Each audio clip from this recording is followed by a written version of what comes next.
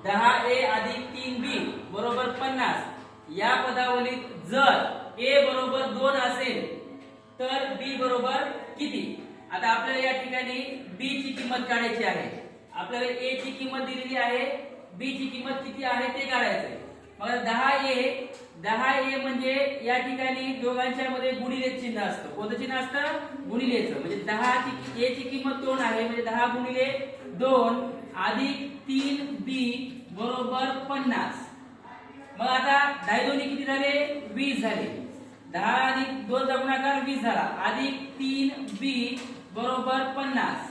आता या ठिकाणी काय करायचं? हे सारखे चल जे आहेत ते एका बाजूला घेऊन यायचे.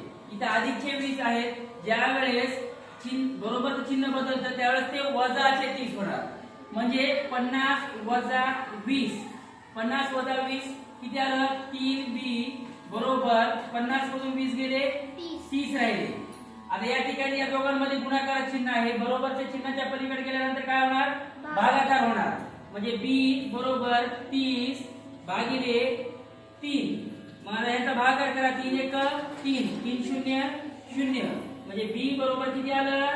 10. b बरोबर आलं 10. समजलं का? ओके.